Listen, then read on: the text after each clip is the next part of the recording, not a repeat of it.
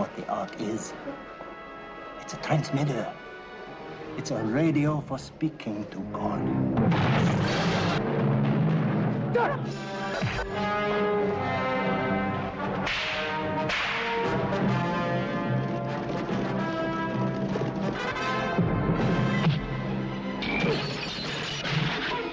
Let her go.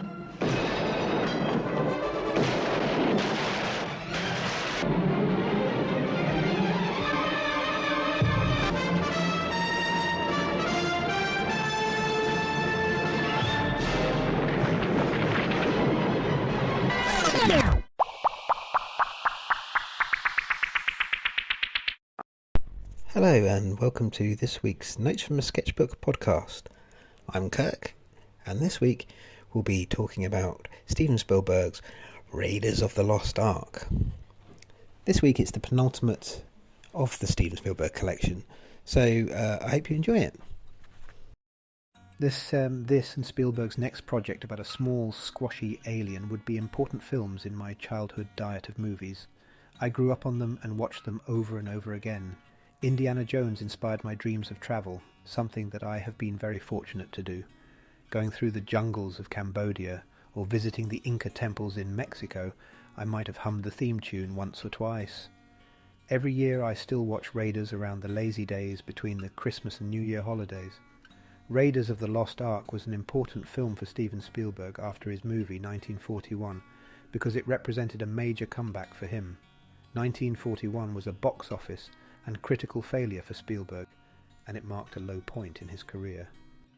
The film was a big-budget comedy set during World War II, and it was criticised for being overlong, overstuffed and unfunny. Raiders of the Lost Ark was an opportunity for Spielberg to prove himself as a filmmaker once again. Produced by George Lucas, the film stars Harrison Ford as Indiana Jones, a rogue archaeologist searching for the Ark of the Covenant, a biblical artifact believed to hold great power. Steven Spielberg directed Raiders of the Lost Ark because George Lucas, the film's producer, approached him with the idea for the film. Lucas had originally conceived of the Indiana Jones character and the basic plot for Raiders of the Lost Ark as a tribute to the action-adventure serials of the 1930s and 1940s that he loved as a child. It's 1936. We follow Indiana Jones as he races against rival archaeologist Belloc and the Nazis to find the Ark before they do. Along the way, he encounters various obstacles and dangerous situations, including treacherous snakes and Nazis. He jets off to Tibet to collect a valuable medallion that reveals the Ark's whereabouts, and teams up with the feisty Marion to outsmart the bad guys. The plot of Raiders of the Lost Ark may seem like a tangled web, but it's all just a setup for the film's iconic and thrilling action sequences. In other words, it's the perfect excuse for Indiana to whip out his trusty bullwhip and save the day. One of the film's most memorable scenes is the opening sequence, in which Indiana Jones is tasked with recovering a valuable artifact from a booby-trapped temple in Peru. This sequence sets the tone for the rest of the film. Raiders of the Lost Ark is the cinematic equivalent of a roller coaster. It's a film that will leave you gasping for air and feeling like you've just run a marathon. But don't worry, you'll be too busy being propelled through a series of pulse-pounding adventures to care. By the end of it, you'll be sitting there with a dopey grin on your face, feeling like you've been put through the ringer, but loving every second of it. Indiana Jones engages in the ultimate car chase scene that puts all others to shame. The chase features a truck, 3 jeeps, a horse, a motorcycle, and an incredibly impressive stunt involving a 360-degree turn of a speeding truck. All of these spectacular moments are achieved through a combination of expert stunts, special visual effects, and pure hard work. Despite its technical brilliance, what sets Raiders of the Lost Ark apart is its comedic flair and the playful attitudes of its characters. The chemistry between Indiana Jones and his love interest, Marion Ravenwood, played by Karen Allen. Their banter and flirtation adds a layer of humour and romance to the film's action and adventure. Harrison Ford was not the first choice to play Indiana Jones in Raiders of the Lost Ark. Initially, George Lucas had considered other actors for the role, including Tom Selleck, who was originally cast in the role, but had to drop out due to scheduling conflicts with his television show Magnum P.I. After Selleck dropped out, Lucas turned to Harrison Ford, who had previously worked with him on the Star Wars films. It's a good thing Tom Selleck's mustache was busy with that other gig, otherwise Harrison Ford may have missed out on his iconic role as Indiana Jones in Raiders of the Lost Ark. Can you imagine anyone else whipping their way through that film? Thank goodness George Lucas had a backup plan. Marion Ravenwood, played by Karen Allen, is a love interest and former partner of Indiana Jones.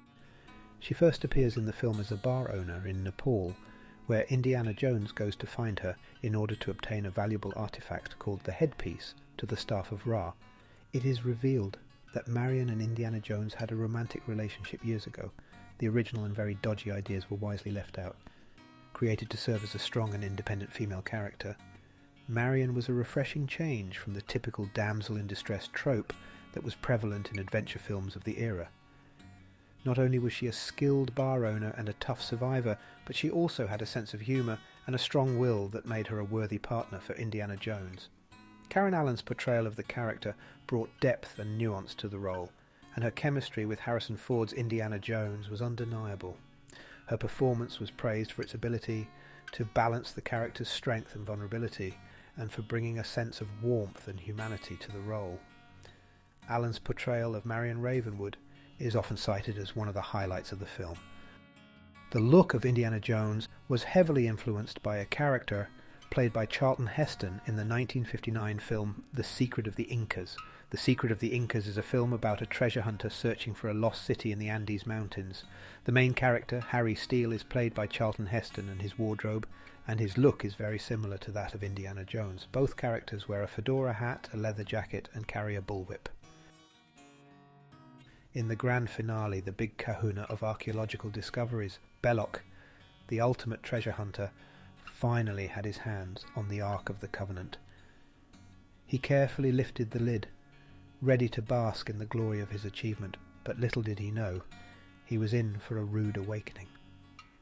As soon as the Ark was opened, Belloc was met with a divine fury that could only be described as a smiting of biblical proportions. Let's just say it was a real face melter, and Belloc was left with a permanent "what have I done" expression. Sometimes the ultimate treasure can also be the ultimate curse. Raiders of the Lost Ark took the adventure genre to new heights, leaving those cheesy matinee serials in the dust. It was a masterclass in building on previous successes, taking cues from the likes of The Adventures of Robin Hood and the John Huston Humphrey Bogart classics The Treasure of the Sierra Madre and The African Queen. Its impact on popular culture was nothing short of seismic, and it's no surprise that it spawned a host of imitators, some of them actually good, romancing the stone, and some, well, not so much, Alan Quatermain and The Lost City of Gold.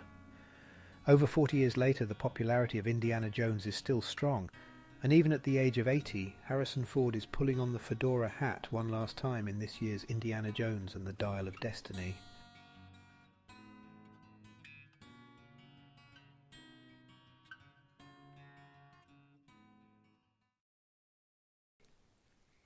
I love this film. I can't tell you how much I really enjoy it. It's fantastic. Anyway, next week, as I said earlier, we'll be doing E.T., and that'll round off the entire collection of Steven Spielberg. So I hope you've enjoyed it, and hopefully we'll see you next week. Take care. Bye-bye.